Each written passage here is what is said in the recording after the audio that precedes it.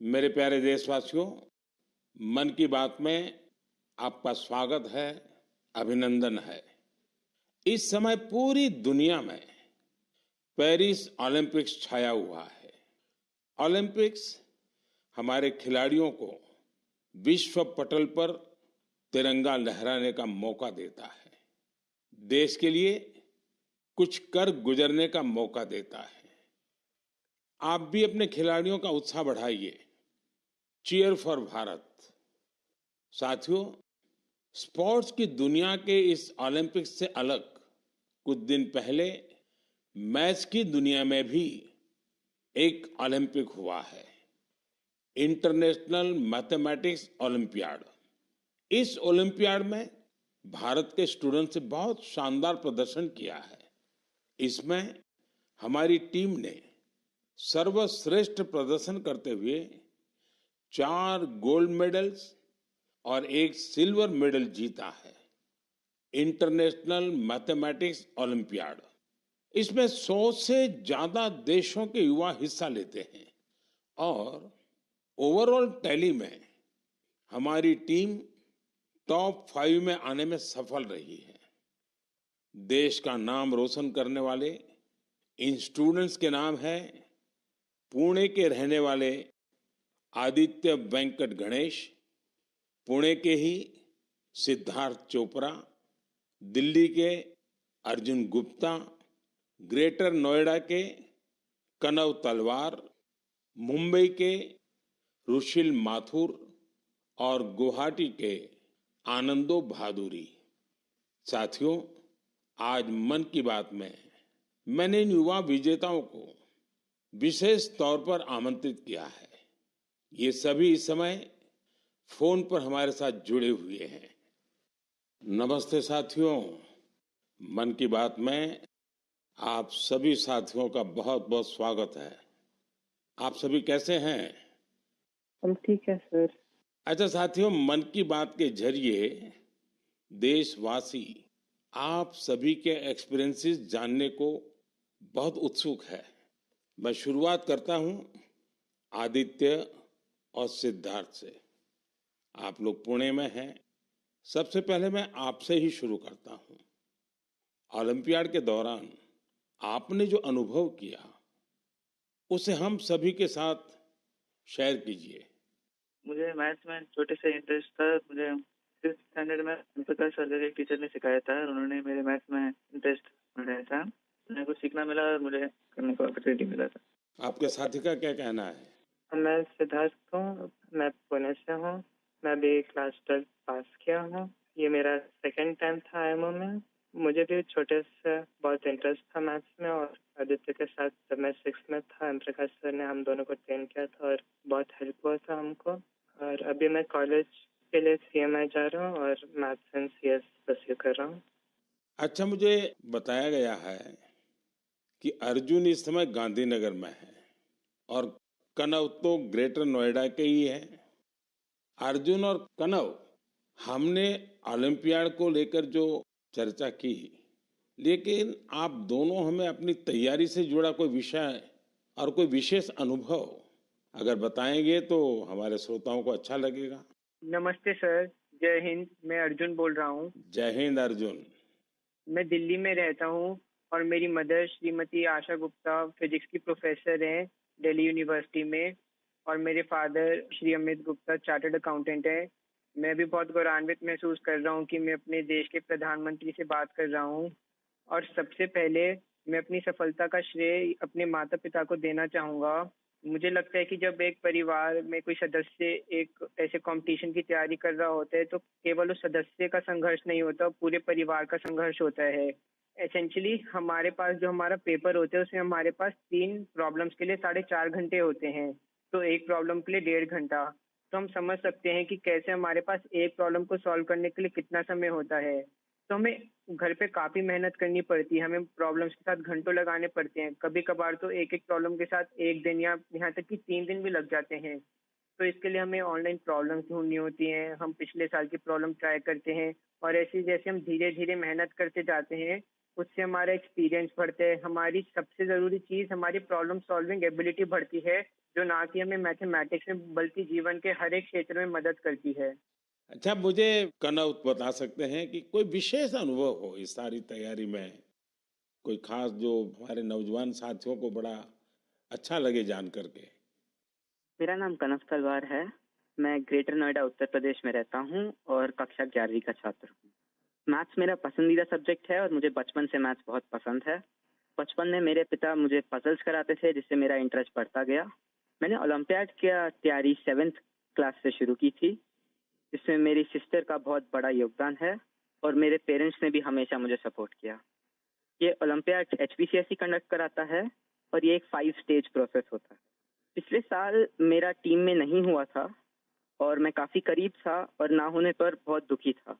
तब मेरे पेरेंट्स ने मुझे सिखाया कि या हम जीतते हैं या हम सीखते हैं और सफ़र मायने रखता है, सफलता नहीं। तो मैं यही कहना चाहता हूँ कि love what you do and do what you love. सफ़र मायने रखता है, सफलता नहीं। और हमें सक्सेस मिलते रहेगा अगर हम अपने सब्जेक्ट से प्यार करें और जर्नी को एंजॉय करें। तो कहना आप तो मैथमेटिक्स में भी इंटरेस्ट रखते हो और बोलते हैं ऐसे जैसे आपको साहित्य में भी रुचि है। जी सर, मैं बचपन में डिबेट्स और ओरेटिंग्स भी करता था। अच्छा, अब आइए हम आनंदो से बात करते हैं। आनंदो, आप अभी गुवाहाटी में हैं और आपका साथी रुशील आप मुंबई में हैं। मेरे आप दोनों से एक क्वेश्चन है। देखिए, मैं परीक्षा पे चर्चा तो करता ही रहता हूँ और परीक्षा पे चर्चा के अलावा अन्य कार्यक्रमों में भी मैं स्टूडेंट से संवाद करता रहता हूँ। बहुत से छात्रों को मैथ से इतना डर लगता है, नाम सुनते ही घबरा जाते हैं। आप बताइए कि मैथ से दोस्ती कैसे की जाए? सर, मैं रुशिल माथुर हूँ। जब हम छोटे होते हैं और हम पहली बार एडिशन सीखते हैं, हमें कैरी फॉरवर्ड समझाया जाता है, पर हमें कभी ये समझाया नहीं जाता कि कैरी फॉरवर्ड होता क्यों है। जब हम कंपाउंड इंटरेस्ट पढ़ते हैं, हम ये क्वेश्चन कभी नहीं पूछते कि ये कंपाउंड इंटरेस्ट का फॉर्मूला आता कहाँ से। मेरा मानना ये है कि मैथ्स एक्चुअली एक सोचने और प्रॉब्लम सॉल्विंग की एक कला है और इसलिए मुझे ये लगता है कि अगर हम सब मैथमेटिक्स में एक नया क्वेश्चन जोड़ दें, तो ये क्वेश्चन है कि हम ये क्यों कर रहे हैं, ये ऐसे क्यों होता है। तो आई थिंक इससे मैथ्स में बहुत इंटरेस्ट बढ़ सकता है लोगों का, क्योंकि जब किसी चीज़ को हम समझ नहीं पाते उससे हमें डर लगने लगता है।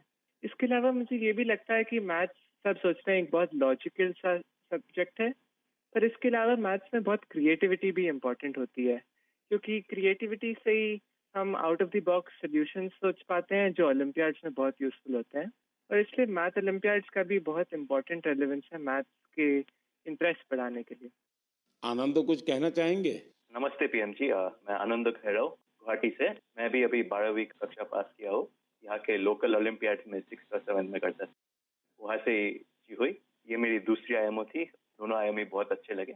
मैं रुशिल जो कहा उससे मैं सहमत हूँ और मैं ये भी कहना चाहूँगा कि जिन्हें मैथ से डर है उन्हें धैर्य की बहुत जरूरत है। कि हमें मैथ जैसे पढ़ाया जाता है, क्या होता है एक फार्मूला दिया जाता है, वो रटा जाता है, फिर उस फार्मूला से ही 100 सवाल ऐसे करने पड़ते हैं, लेकिन फार्मूला समझे कि नहीं वो नहीं देखा जाता। सिर्फ सवाल करते जाओ, फार्मूला भी रटा जाएगा और फिर एग्जाम में अगर फार्मूला भूल गया तो क्या करेगा। इसलिए मैं कहूँगा कि फार्मूला को समझो, जो रुशिल कहा था, तो धैर्य से देखो। अगर फार्मूला ठीक से समझे तो 100 सवाल नहीं करने पड़ेंगे, 1-2 सवाल से ही हो जाएंगे और मैथ्स को डरना भी नहीं है। आदित्य और सिद्धार्थ, आप जब शुरू में बात कर रहे थे तब ठीक से बात हो नहीं पाई। अब इन सारे साथियों को सुनने के बाद आपको भी जरूर लगता है कि आप भी कुछ कहना चाहते होंगे। क्या आप अपने अनुभव अच्छे ढंग से शेयर कर सकते हैं? बहुत सारे दूसरे देशों से इंटरेक्ट किया था, बहुत सारे कल्चर्स थे और बहुत अच्छा था दूसरे स्टूडेंट्स से इंटरेक्ट करने के, और बहुत सारे फेमस मैथमेटिशियंस थे। हाँ आदित्य। बहुत अच्छा एक्सपीरियंस था मैम। उधर हमें उन्होंने बर्थ सिटी को घुमा के दिखाया था, उधर बहुत अच्छे अच्छे व्यूज दिखे थे और पार्क्स लेके गए थे और हमें ऑक्सफोर्ड यूनिवर्सिटी को भी लेके गए थे, तो वो भी बहुत अच्छा अनुभव था। चलिए साथियों, मुझे बहुत अच्छा लगा आप लोगों से बात करके और मैं आपको बहुत बहुत शुभकामनाएं देता हूं, क्योंकि मैं जानता हूं इस प्रकार के खेल के लिए काफी फोकस एक्टिविटी करनी पड़ती है, दिमाग खपा देना पड़ता है, और परिवार के लोग भी कभी कभी तंग आते हैं, ये क्या गुणा भाग करता रहता है। लेकिन मेरी तरफ से आपको बहुत बहुत शुभकामनाएं हैं। आपने देश का मान बढ़ाया है, नाम बढ़ाया है। धन्यवाद दोस्तों। Thank you. धन्यवाद। Thank you. Thank you sir. जय हिंद। धन्यवाद सर। जय हिंद। जय हिंद। आप सभी स्टूडेंट से बात करके आनंद आ गया। मन की बात से जुड़ने के लिए आप सभी का बहुत बहुत धन्यवाद। मुझे विश्वास है कि मैथ्स के इन युवा महारथियों को सुनने के बाद दूसरे युवाओं को मैथ्स को एंजॉय करने की प्रेरणा मिलेगी। मेरे प्यारे देशवासियों, मन की बात में अब मैं उस विषय को साझा करना चाहता हूं जिसे सुनकर हर भारतवासी का सिर गर्व से ऊंचा हो जाएगा। लेकिन इसके बारे में बताने से पहले मैं आपसे एक सवाल करना चाहूंगा। क्या आपने चराई देऊ मैदान का नाम सुना है? अगर नहीं सुना तो अब आप ये नाम बार बार सुनेंगे और बड़े उत्साह से दूसरों को बताएंगे। असम के चराई देऊ मैदान को यूनेस्को वर्ल्ड हेरिटेज साइट में शामिल किया जा रहा है। इस लिस्ट में यह भारत की 43वीं लेकिन नॉर्थ ईस्ट की पहली साइट होगी। साथियों, आपके मन में ये सवाल जरूर आ रहा होगा कि चराई देऊ मैदान आखिर है क्या और ये इतना खास क्यों है? चराई देऊ का मतलब है shining city on the hills, यानी पहाड़ी पर एक चमकता शहर। ये अहोम राजवंश की पहली राजधानी थी। अहोम राजवंश के लोग अपने पूर्वजों के शव और उनकी कीमती चीजों को पारंपरिक रूप से मैदान में रखते थे। मैदान टीले नुमा एक ढांचा होता है जो ऊपर मिट्टी से ढका होता है और नीचे एक या उससे ज्यादा कमरे होते हैं। ये मैदान अहोम साम्राज्य के दिवंगत राजाओं और गणमान्य लोगों के प्रति श्रद्धा का प्रतीक है। अपने पूर्वजों के प्रति सम्मान प्रकट करने का ये तरीका बहुत यूनिक है। इस जगह पर सामुदायिक पूजा भी होती थी। साथियों, अहोम साम्राज्य के बारे में दूसरी जानकारियां आपको और हैरान करेगी। 13वीं शताब्दी के शुरू होकर यह साम्राज्य 19वीं शताब्दी की शुरुआत तक चला। इतने लंबे कालखंड तक एक साम्राज्य का बने रहना बहुत बड़ी बात है। शायद अहोम साम्राज्य के सिद्धांत और विश्वास इतने मजबूत थे कि उसने इस राजवंश को इतने समय तक कायम रखा। मुझे याद है कि इसी वर्ष 9 मार्च को मुझे अदम्य साहस और शौर्य के प्रतीक महान अहोम योद्धा लसित बोरफुकन की सबसे ऊंची प्रतिमा के अनावरण का सौभाग्य मिला था। इस कार्यक्रम के दौरान अहोम समुदाय आध्यात्मिक परंपरा का पालन करते हुए मुझे अलग ही अनुभव हुआ था। लसित मैदान में अहोम समुदाय के पूर्वजों को सम्मान देने का सौभाग्य मिलना मेरे लिए बहुत बड़ी बात है। अब चराई देऊ मैदान के वर्ल्ड हेरिटेज साइट बनने का मतलब होगा कि यहां पर और अधिक पर्यटक आएंगे।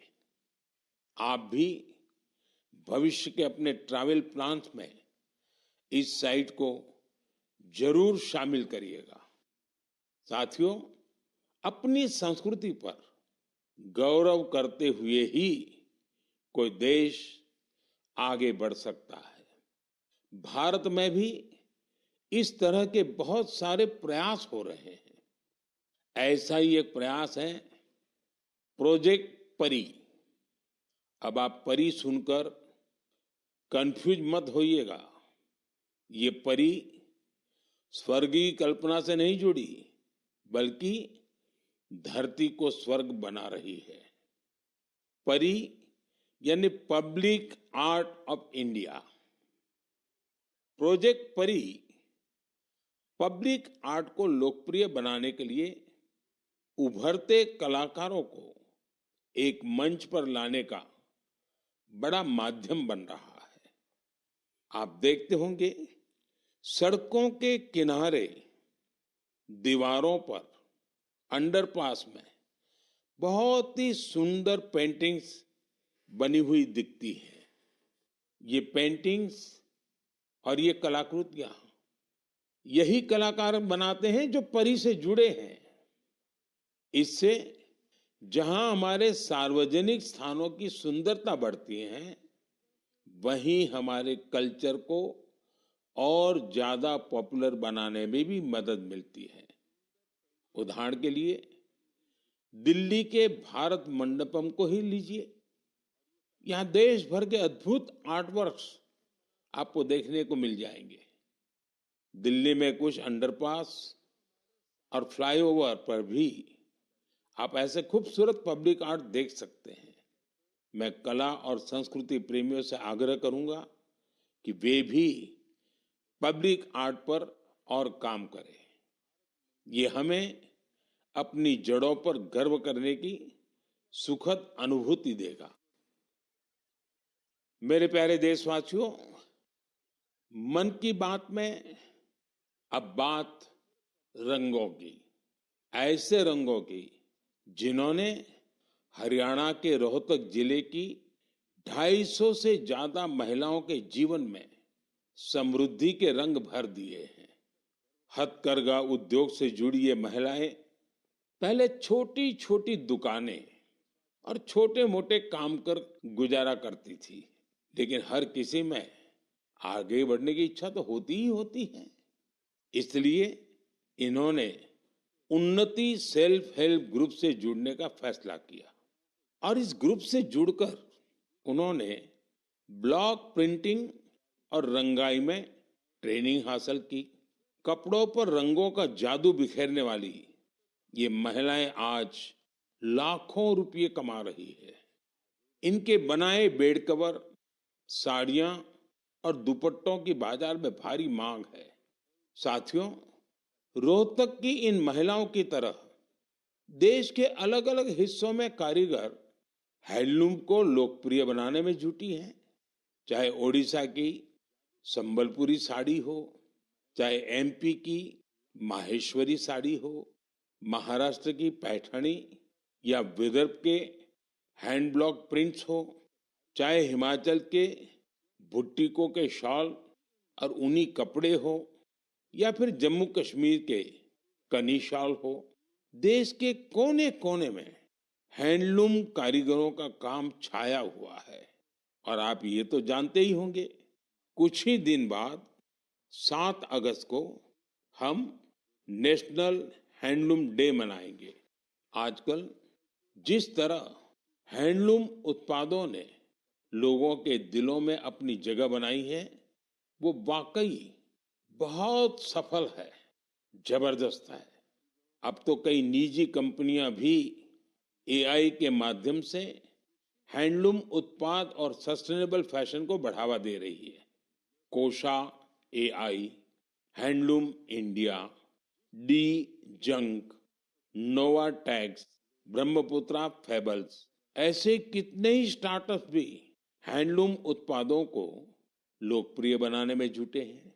मुझे ये देखकर भी अच्छा लगा कि बहुत से लोग अपने यहाँ के ऐसे लोकल प्रोडक्ट्स को पॉपुलर बनाने में जुटे हैं।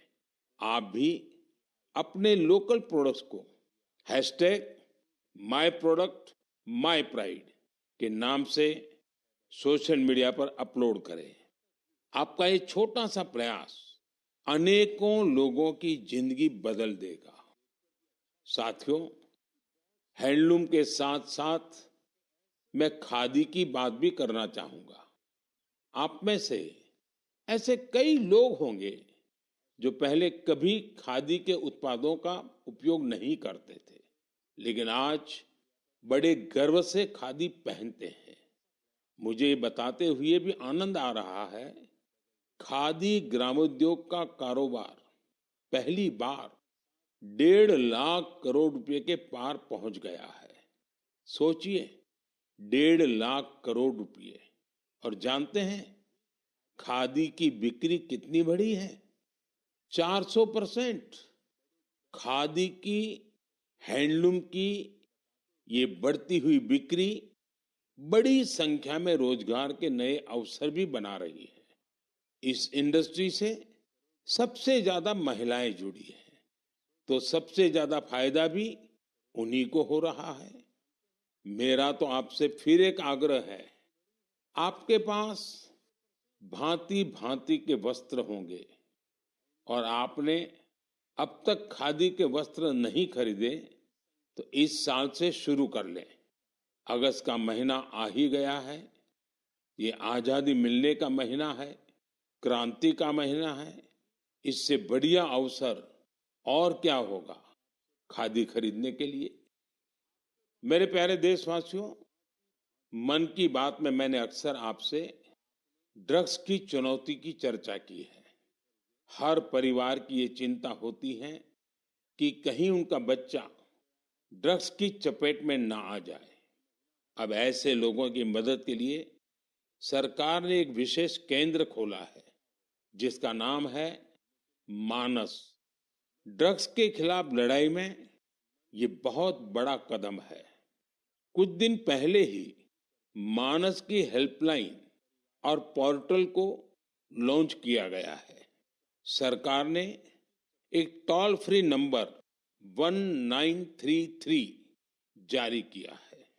इस पर कॉल करके कोई भी जरूरी सलाह ले सकता है या फिर रिहेबिलिटेशन से जुड़ी जानकारी ले सकता है।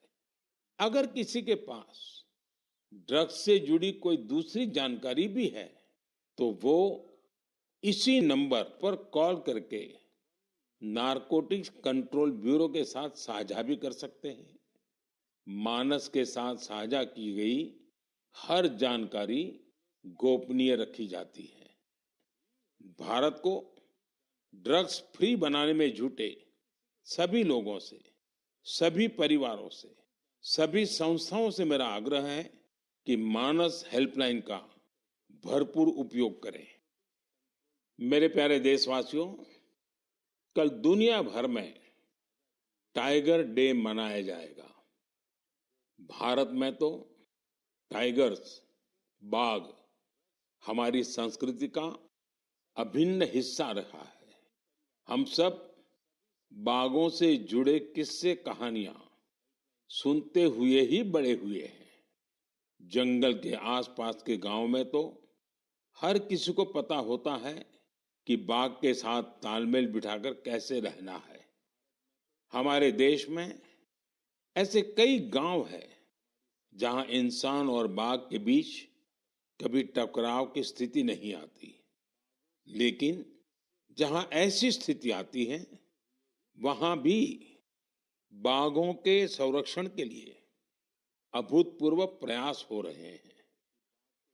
जन भागीदारी का ऐसा ही एक प्रयास है कुल्हाड़ी बंद पंचायत।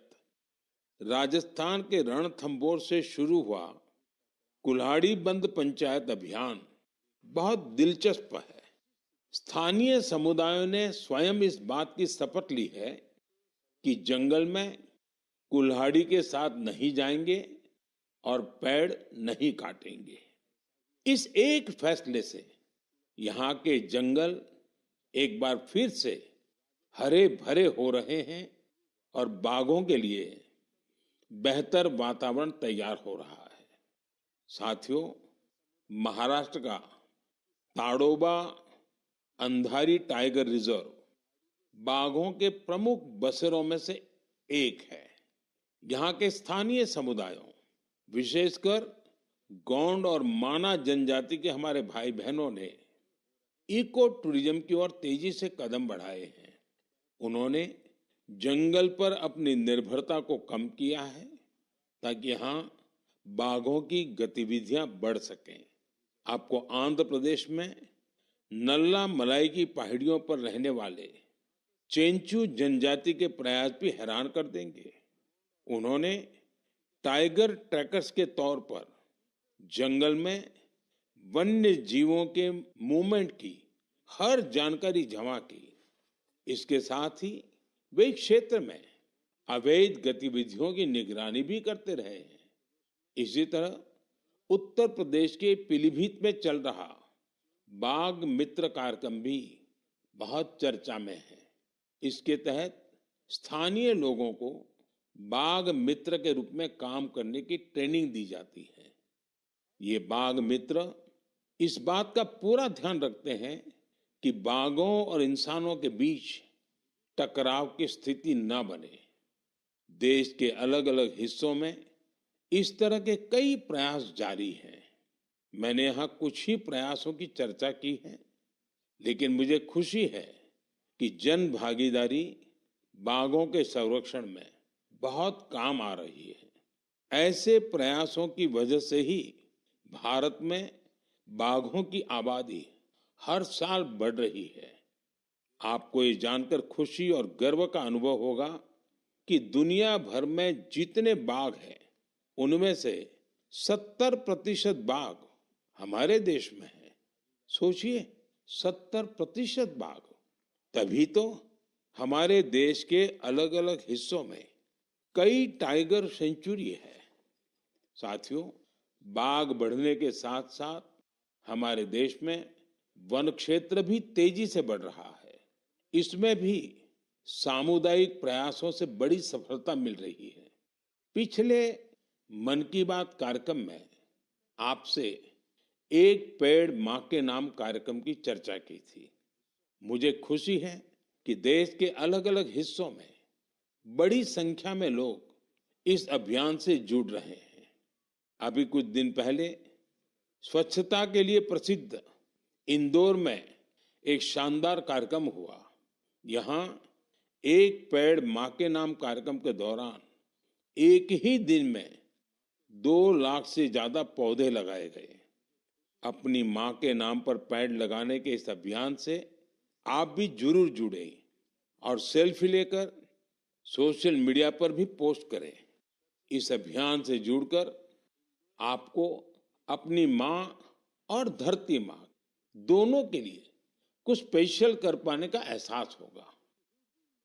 मेरे प्यारे देशवासियों, 15 अगस्त का दिन अब दूर नहीं है और अब तो 15 अगस्त के साथ एक और अभियान जुड़ गया है, हर घर तिरंगा अभियान।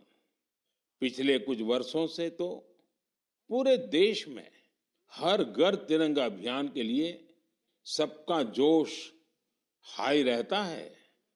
गरीब हो, अमीर हो, छोटा घर हो, बड़ा घर हो, हर कोई तिरंगा लहराकर गर्व का अनुभव करता है। तिरंगे के साथ सेल्फी लेकर सोशल मीडिया पर पोस्ट करने का क्रेज भी दिखता है। आपने गौर किया होगा, जब कॉलोनी या सोसाइटी के एक एक घर पर तिरंगा लहराता है तो देखते ही देखते दूसरे घरों पर भी तिरंगा दिखने लगता है। यानी हर घर तिरंगा अभियान तिरंगे की शान में एक यूनिक फेस्टिवल बन चुका है। इसे लेकर अब तो तरह तरह के इनोवेशन भी होने लगे हैं। 15 अगस्त आते आते घर में, दफ्तर में, कार में तिरंगा लगाने के लिए तरह तरह के प्रोडक्ट दिखने लगते हैं। कुछ लोग तो तिरंगा अपने दोस्तों पड़ोसियों को बांटते भी है। तिरंगे को लेकर ये उल्लास, ये उमंग हमें एक दूसरे से जोड़ती है। साथियों, पहले की तरह इस साल भी आप हर घर तिरंगा.com पर तिरंगे के साथ अपनी सेल्फी जरूर अपलोड करेंगे। और मैं आपको एक और बात याद दिलाना चाहता हूं, हर साल 15 अगस्त से पहले आप मुझे अपने ढेर सारे सुझाव भेजते हैं। आप इस साल भी मुझे अपने सुझाव जरूर भेजिए। आप माय गॉव या नमो ऐप पर भी अपने सुझाव भेज सकते हैं। मैं ज्यादा से ज्यादा सुझावों को 15 अगस्त के संबोधन में कवर करने की कोशिश करूंगा। मेरे प्यारे देशवासियों, मन की बात के इस एपिसोड में आपसे जुड़कर बहुत अच्छा लगा। अगली बार फिर मिलेंगे देश की नई उपलब्धियों के साथ, जन भागीदारी के नए प्रयासों के साथ। आप मन की बात के लिए अपने सुझाव जरूर भेजते रहें। आने वाले समय में अनेक पर्व भी आ रहे हैं। आपको सभी पर्वों की ढेर सारी शुभकामनाएं। आप अपने परिवार के साथ मिलकर त्योहारों का आनंद उठाएं। देश के लिए कुछ न कुछ नया करने की ऊर्जा निरंतर बनाए रखें। बहुत बहुत धन्यवाद। नमस्कार। Like, share, subscribe.